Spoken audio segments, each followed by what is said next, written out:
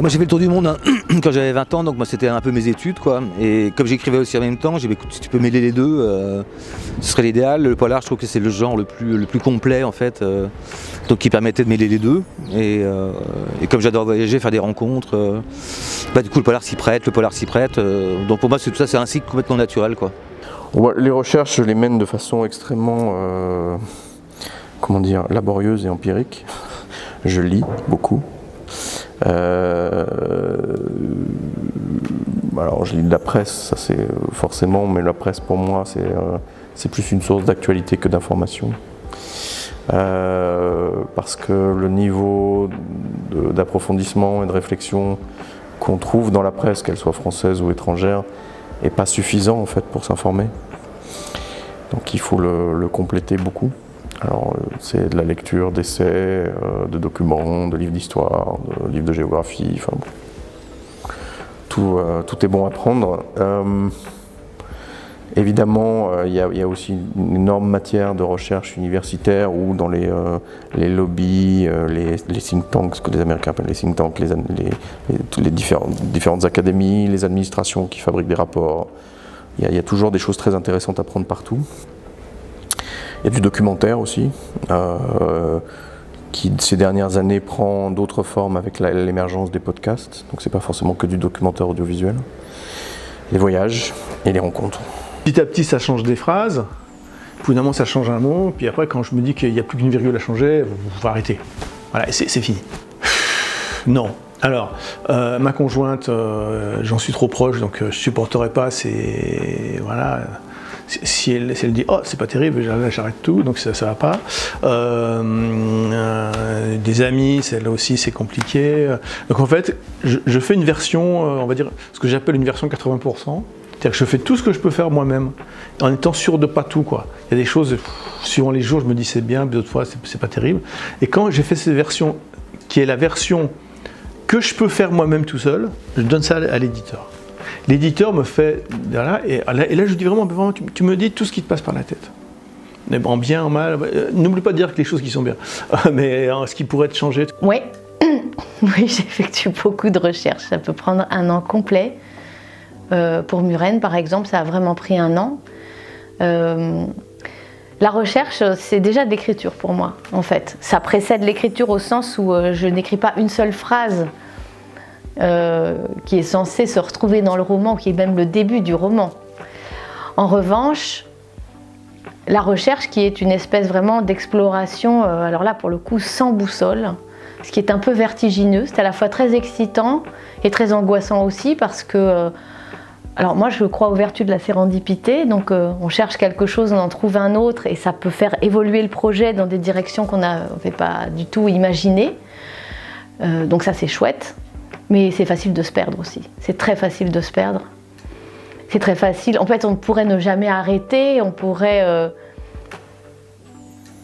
en fait, commencer à écrire, c'est vraiment c'est les recherches. Et pourtant, elles ne sont jamais terminées. Donc, le moment où on décide d'arrêter n'est pas forcément simple à décider. Et puis, quelquefois, les recherches nous emmènent vraiment sur un terrain qu'on n'avait pas imaginé.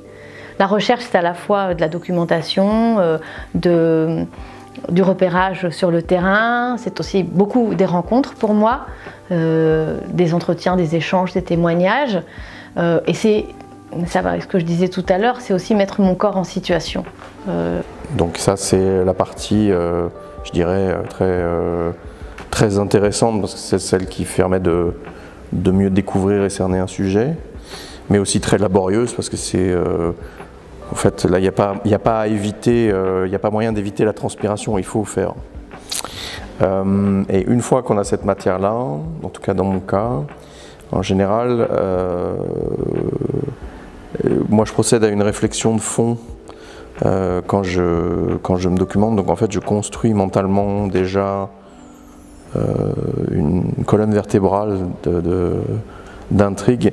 Et du coup, le tri de l'information, il se fait à partir du moment où j'affine cette colonne vertébrale pour, je vous dis, amener des points de vue qui vont me permettre de complexifier le propos.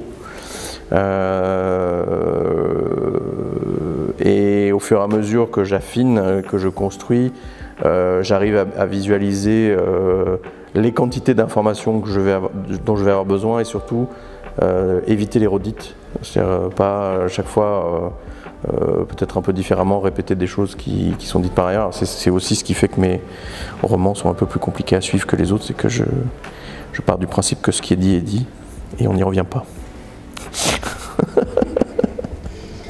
Si j'écris sur le handicap, l'histoire d'un homme sans bras, moi je vais vivre sans bras pendant un certain temps, mais je vais rencontrer des personnes handicapées, des handisportifs, puisque ça fait partie de mon livre, des médecins, etc. Par exemple, dans Muren, je voulais raconter l'histoire d'un homme qui se réveille sans bras. Mais comme je voulais adosser ce livre à la période de la naissance des Jeux paralympiques, parce que je voulais que cette histoire individuelle s'appuie sur une histoire collective, je me suis retrouvée dans les années 50 et quand je suis allée passer quelques temps dans un hôpital pour discuter avec les médecins de la manière dont mon personnage, qui est très très gravement blessé, arriverait à cicatriser, à se remettre debout en fait, j'ai compris qu'en fait le coma artificiel n'existait pas, donc il ne se réveillerait pas sans bras, il subirait tout. Il subirait tout et moi aussi de ce fait. Et donc je croyais que j'allais écrire un roman qui se passait dans une piscine. Et en fait, la moitié du livre se passe dans une chambre d'hôpital. Ça a changé radicalement. La recherche a changé radicalement le roman lui-même. Et du coup, c'est devenu un roman avec deux matrices, la chambre d'hôpital et la piscine. Ce qui était vraiment très intéressant. Et puis c'est deux langues différentes, celui du sport, du handicap, celui de la médecine. Cette confrontation a donné quelque chose qui était vraiment étonnant pour moi aussi dans l'écriture. Mais on se rend compte aussi dans la recherche que peuvent émerger des personnages qu'on n'avait pas prévus. Les rencontres pour ça sont des grandes surprises. On quadrille aussi, je pense, une langue et ça c'est vraiment très important. C'est-à-dire que je parle de la sécurité sociale, je parle du handicap, je parle de la montagne, d'un village dans les années 40 en haute montagne. Tout ça, c'est vraiment une cosmogonie. On est vraiment tout de suite, pas seulement dans un rapport au réel, mais un rapport à la langue qui est très particulier. La langue, elle fait partie d'une époque, elle naît d'un territoire, d'un terroir, d'une histoire. Et donc, ça nourrit la langue avec laquelle on peut raconter habituellement une histoire ou faire une expérience romanesque.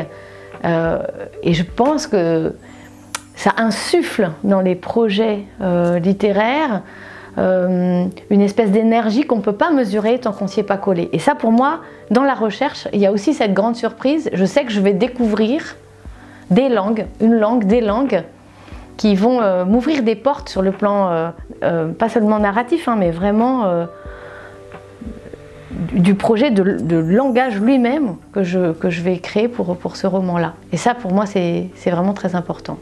Donc, il n'est pas rare que ça dure entre 6, 7 mois, 8 mois et 1 an.